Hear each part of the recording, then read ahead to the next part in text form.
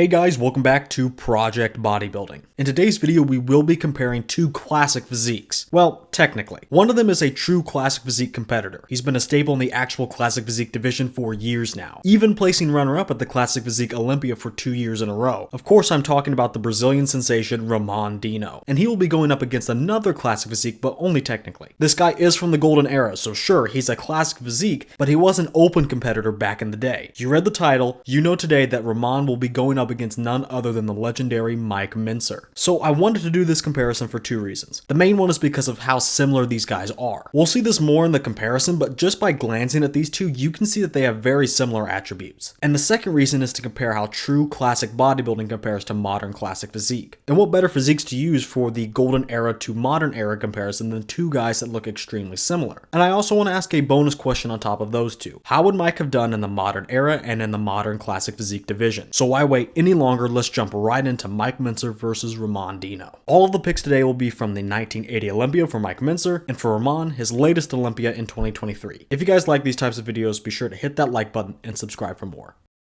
Now, obviously, we can't judge apples to apples in this one. We're comparing guys that competed 40 years apart, and the standards in these guys' primes were different. For Ramon, he shredded, and that's going to be the main difference. Honestly, for Mike's day, he may have been too shredded, but Mike will not be as shredded as Ramon. Now, size will be similar in some areas. Mike was about 5'8", and on stage weighed about 225 pounds, and Ramon Dino is about 5'11", which means he can weigh around 219 or 227, depending on what exactly he heights in at on the day they do the official weigh-ins for the show. So Mike and Ramon roughly weigh about the same, but the body compositions are going to vary quite a lot. Again, mainly due to those standards. So how can we hope to judge this one? Well, we kinda aren't. Not harshly, at least. I'm going to base a lot of my answers on who do I like better, because that question can transcend any time and any standard for the most part. And we're going to have to do a lot of speculating and asking a lot of what ifs. We'll have to try to look at Mike through a modern lens to paint a clearer picture of how he would have done against Ramon in the modern era. Could Mike have put on size? What might he have looked like? What would he have looked like more shredded? All these questions and more will be asked frequently in this comparison. And yes, we are only going to have 5 poses in this video because 1, finding good pics of Mike was hard enough for just these 5 poses, and 2, we're going by the modern classic physique rules, where they only have 5 mandatories. Anyway, now that we have a little bit of the criteria out of the way, let's jump into the actual first pose, the front double biceps. I have to be honest, right out of the gate, I like Mike Mentzer in this pose. To be honest, I've never been a huge fan of how Ramon hits this one. And we have to be honest, in terms of posing in general, Ramon still has a lot of work to do. He did change his execution of this pose for the 2023 Olympia, which you see here, and yeah, it's at least something, but I still see some things that could be fixed. But this is still a lot better than his earlier years. Now for Mike, the posing choices are very old school, especially in the rightmost photo. He has closer foot placement and he's holding his arms higher, but that was customary back in the day for a good amount of guys. So in terms of execution, I actually prefer Mike, and going with that, I prefer his outline too. I like the leaner but meaner silhouette. He has a very exaggerated V taper, and for being a golden era guy, those legs are actually holding up quite well, which makes his overall X-frame look pretty good. Now Ramon still beats him there in the lower body. He's more dry and more defined as a whole, but for being 40 years ago, Mike's legs don't look exactly that out of place here. The development is at a really good level, and his conditioning downstairs, at least from the front, doesn't leave too much to be desired. He doesn't have the super thin skin of Ramon, but Mike is shredded. He has clear definition throughout the thighs. So personally, I prefer Mike's legs, and I think if he were around competing in today's division, he'd have no problem making the adjustments he needs to make sure his legs are up to the task. He wouldn't have any issue bringing those legs up because he doesn't have much work to do in the first place. Anyway, jumping back up to the upper body, I do prefer Mike's waist and lats. Together he has better proportions compared to Ramon. Even though Mike is doing a vacuum, like Ramon, his abs still remain defined. And then going up just a little bit more, the thing that really sealed the deal for me in this pose for having Mike win this one were the arms. Ramon has those thick forearms and those long inserting biceps. His arms just look thick. But I want a little more peak if I can get it, and Mike is here to offer that. Mike has better peaks and is overall quite comparable in total arm size, especially in those forearms too. Mike had killer forearms. Anyway, like I said at the beginning, I like Mike's pose more. I like his outline more and his arms more. So as is, I feel he stacks up quite well. So let's really think about it. If you put him in the modern era and gave him the tools and the standards to go by, I think he would do very well in this pose. The improvements he would need to make are very minimal. He already has better proportions, better arms, and a lot of size and conditioning needed, at least from this angle. With all that said, I think if Mike was placed in the modern era, he would win this one, and I think he's close enough to the modern Ramon that he just wins this pose outright. So Mike starts this comparison out strong and wins the first pose.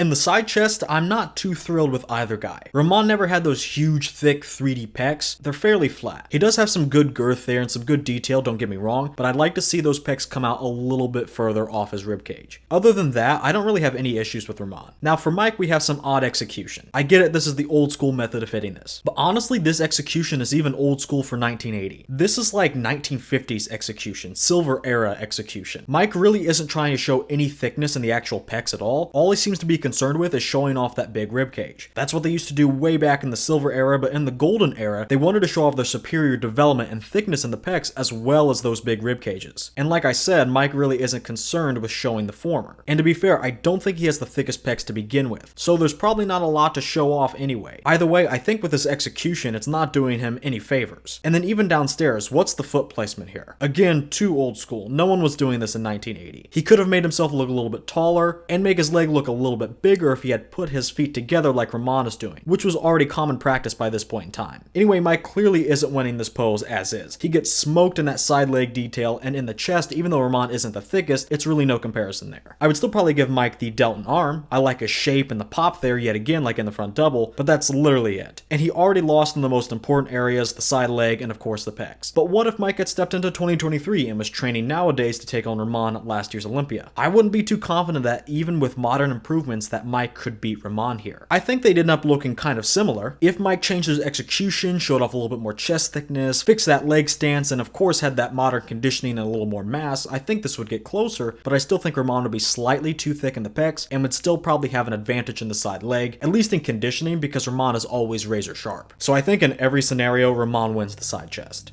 In the rear double, I think Mentzer actually shows a lot of promise. Is he beating Ramon straight up? No, absolutely not. But I do actually have a hot take in regards to Ramon and the rest of the classic physique division. I think Ramon has a better back than Chris Bumstead. I think Ramon's back is probably one of the best in the division. Maybe the best outside of Breon Ainsley. But regardless, what I'm trying to say is Ramon's back is great. So no, Mike doesn't stand a chance here head to head, but honestly, I think he could stand up to Ramon somewhat easily if Mike was around today and had today's standards to go off of. For coming out of the late 70s and very early 80s, this back pose as a whole is a little overdeveloped. There are a couple of reasons for this. One is conditioning. This kind of conditioning again was not the norm. You had some guys like Frank Zane and a couple of others that brought insane conditioning for this time, but that wasn't the standard. But Mentzer is showing a lot of good details thanks to his conditioning, like that hamstring he's flexing. Even flexing the hamstrings wasn't too common by this point, but Mentzer does flex one of his and is showcasing a good amount of detail. Sure, there's some water there and the glutes are obviously soggy, but for this time, this was great lower body conditioning. And upstairs he's good too. That's a true lower back Christmas tree you see there, and you have to be at least somewhat good at conditioning and have good development to see that. Now, another reason this pose would be considered a little overdone for the time period would just be the actual overdevelopment. The hamstring is showing more detail because of the conditioning, yes, but also this is just a solid set of hamstrings. I think size-wise, they wouldn't be that out of place on a modern stage. They honestly would be more out of place back then. And then in the actual back department, there's a ton of density there. Like I said, he's got that good lower back density to bring in a good Christmas tree, and that upper back is thick with the mid back being dense. And the arms and shoulders are also really good. I would say overdeveloped for this time period because the proportions are a little off. But that was common practice back in the day to have dominant shoulders and arms, so it looked okay back then. But like I said, by modern standards, they would be overdeveloped. But honestly, for those crazy bicep peaks and the great rounded delts, I would actually just give this area to Mike over Ramon straight up, regardless if they're overdeveloped compared to his back or not. So overall, this is a good pose for Mentzer. And if he had this much detail, thickness, and density 40 years ago, imagine what he could have done today. I still think he would have a hard time standing up against Ramon's back because Ramon's back is just that good, and Mike definitely isn't winning this pose as is, apples to apples, but if he was training for the Olympia today, I think he would at least hold his own. He had a somewhat overdeveloped back in 1980, and even now it's still pretty good. Now for my classic physique comparisons, I'm going to start breaking up the abs and thighs poses. I'm going to make this a two-part pose since so many competitors also like to do a vacuum pose as well, and it's classic after all. So we'll judge both variations of the abs and thighs pose, but let's start with the actual abs and thighs version. Now, I'm not the biggest fan of Ramon's abs and thighs. I think he can do it better for one, but let's not talk about his poor posing for now, we'll get to that soon enough. But just taking this pose as is, this does leave a lot to be desired. I think the actual abs themselves are the highlight of the pose. Some may not not like how they're not 100% symmetrical or whatever, but I'm actually okay with it. And he does have a good amount of separation between them and good development in his core, and that's what matters more. In the upper body though, what I don't like about Ramon is the lack of taper. He's got okay lats and his waist is usually looking very tight, but now his obliques look fat and spill over. The obliques hurt his taper and just aren't good to look at. In the lower body, Ramon is solid. The main thing I want more of though is deep separation, which probably would have been more present if he had posed a little bit better, but I digress. Still, he has the size, no doubt, and he still does have a good amount of detail, just not the super deep separation I want to see. So there are things I definitely don't like about Ramon's abs and thighs pose, but what about Mike? While starting in the upper body, I definitely prefer Mike's taper, especially in that right pic. Mike's proportions are just much better. They both have small waists, but Mike has better proportions. He has a wider rib cage, which gives him that exaggerated taper in this shot and others. Now in terms of the abs, I'd probably give that area to Ramon simply because of genetics. Ramon has a 6 to 8 pack depending on what pose he's hitting and how he's flexing them, while Mike only has a 4 pack. And I think Ramon has deeper separation and better blockiness to his abs, but Mike is okay in those regards. Now going downstairs, Mike obviously isn't as large, sure, but what he traded off in size, he got back in deeper cuts. So now it's a quality versus quantity battle, and that's going to come down to personal preference. I say if we're going off that rightmost picture, Mike wins the wheels. I think he's close enough in size that the extra cuts help him prevail. But if you do just want more size, you can go with Ramon here. Not me though. So honestly, just as is, Mike puts up a great fight. I think there's a small argument for him to win as is. Ramon does have the better abs though, and more size in the wheels, so I think a lot of people would still have Ramon winning. But if this were a modern day Mentzer, I don't think that would be the case. I think if Mentzer is this close in terms of quad size, with already better cuts and his better taper, and accounting for at least a little more development in the core, he could win this one. I really like his presentation on both variations, but that right photo is just killer. What a great shot. And if he's this close now, I think I have to give him this variation. If he's this close and still using standards and methodology from 40 years ago, he'd probably win today.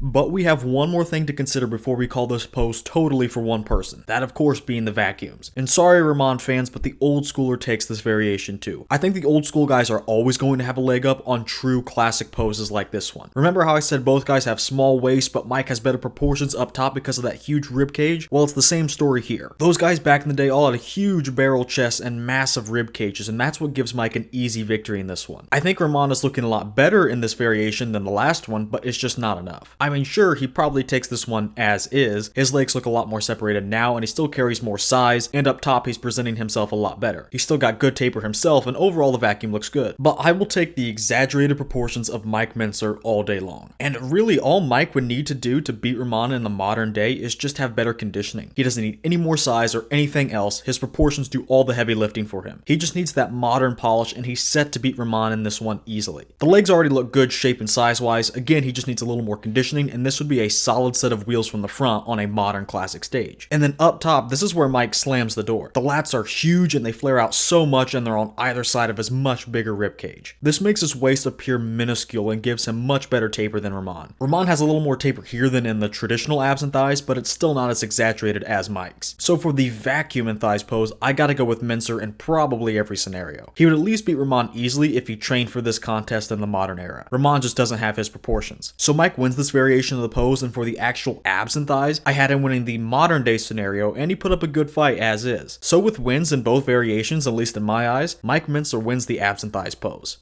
Now the favorite classic pose is my least favorite pose to judge. You can't compare apples to apples because competitors nowadays just do whatever, so a while back in one of my earlier classic comparisons, I just decided to make it ultra subjective then. Why not? So now for my favorite classic pose, I include everything regarding posing into this one category. Whether it's the actual posing routine or how they hit the other mandatories, everything having to do with posing gets thrown into this last mandatory. This is classic after all, and the posing routines aren't judged by the IFBB anymore, so I at least wanted to include them in my own comparisons so they can account for at least something. Anyway, when it comes to overall posing, this one really isn't a contest. This is another era where modern guys are always going to falter. Back in the day, the posing routines were judged and scrutinized just like any other part of the competition. Nowadays, competitors, even classic ones, do just some half-ass posing routine that consists mainly of mandatories and a couple of other hardly practiced shots. But it's hard to blame these modern guys entirely though, it's just a changing standard. Like I said, back in the day, posing was an integral part of your score. Nowadays, judges don't care and neither do the competitors, so it's just a problem that feeds into itself. itself. Now, when it comes to both of the competitors in this comparison today, I did watch both of their routines. Even Mentzer's from 1980. It's a good piece of history. I've linked both routines in the description, by the way. But anyway, it's really no question as to who I prefer. You can just tell there's more effort in Mentzer's routine. I would hardly make any tweaks to any of the poses he hits. And when he's up there, he looks poised, he's confident, and his routine looks practiced. There's just a huge disparity in professionalism between these two.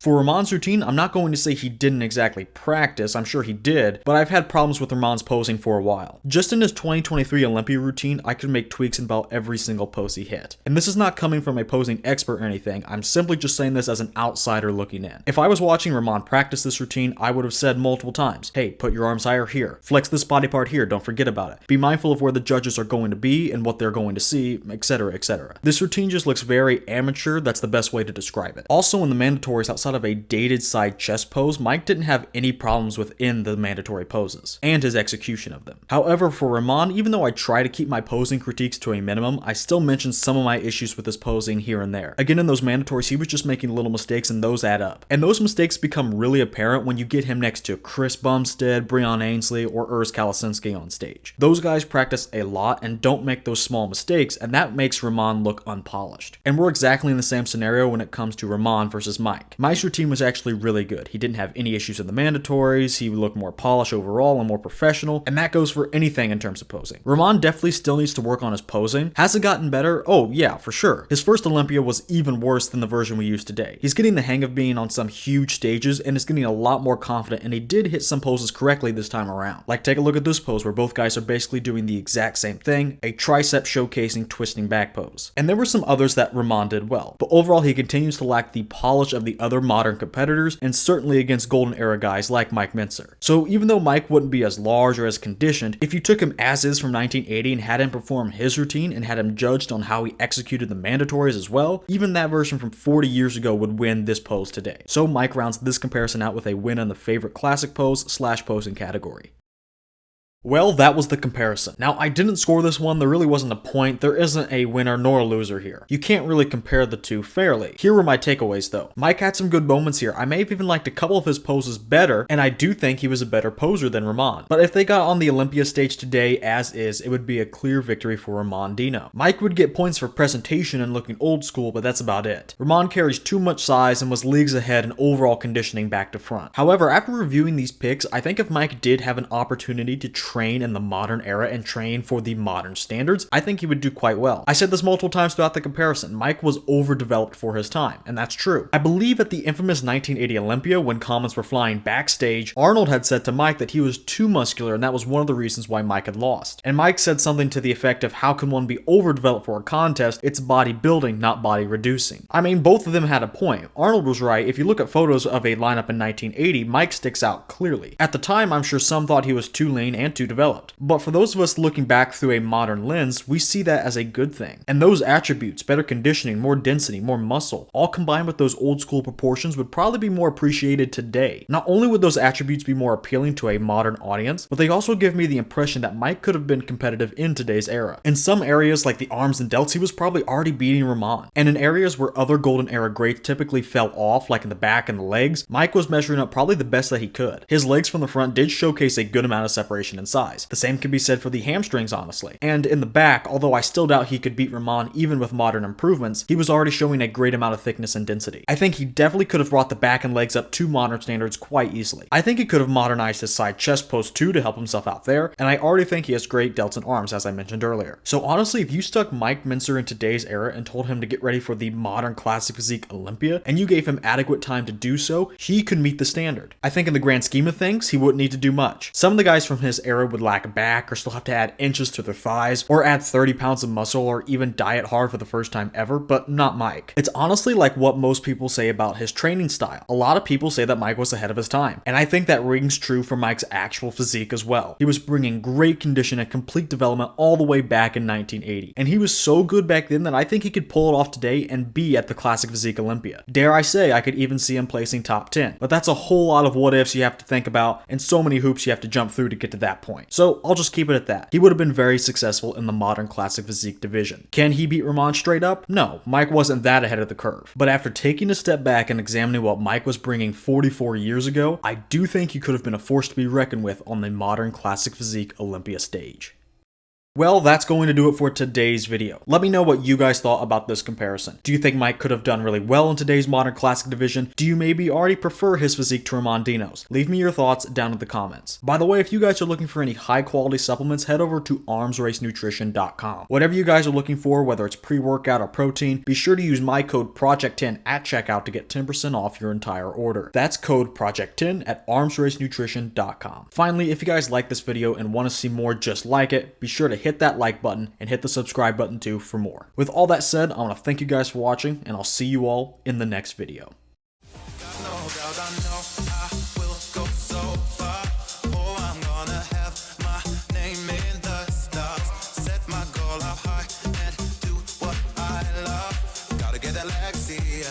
Gotta get that Lexia.